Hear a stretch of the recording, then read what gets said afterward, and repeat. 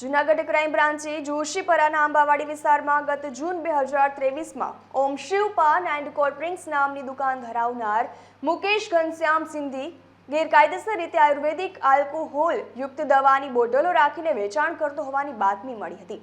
બાતમી મળતા Junagadh crime બ્રાન્ચે red કરતા દુકાનમાંથી સિરપની પ્લાસ્ટિકની બોટલો મળી આવતા કબજે કરી અને બી ડિવિઝન પોલીસ મથકમાં જાણવાજોગ દાખલ કરી હતી। FSL ગાંધીનગર ખાતે મોકલાતા મુદ્દામાલમાં ઇથાઇલ આલ્કોહોલ અને આઇસોપ્રોપાઇલ આલ્કોહોલની હાજરી મળી આવતા લોકોના આરોગ્ય સાથે ચીડા કરવાના ઈરાદે નુકસાનકારક કેમિકલ ઉમેરીને વેચાણ કરતા હોય તેથી પોલીસે 5 લાખ જેટલી રકમની કુલ 3416 બોટલ કબજે કરી અને મુકેશ ઘનશ્યામ બજાજ અને આદિલ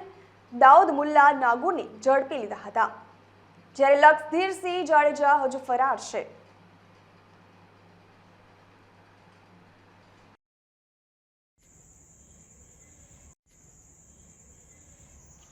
જૂન 2023માં બી ડિવિઝન પોલીસ સ્ટેશન વિસ્તારમાં આવેલા શિવ કોલ્ડ ડ્રિંક્સ પાનના ગલ્લાથી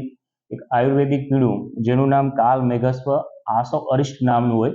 અને 100% આયુર્વેદિક હર્બલ પીણાના નામે વેચાણ થતું હોય, પરંતુ પોલીસને શંકાસ્પદ લાગતા જે દુકાનનો માલિક છે મુકેશ બજાજ અને અન્ય જે ઈસમ છે આદિલ મુલ્લા,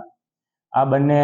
જે શકદારો છે તેમની પાસેથી કુલ 3300 કરતાં પણ વધારે જે આ કાલ મેઘસ્વ નામનું જે પીણા છે તેમની બોટલો કબજે કરેલી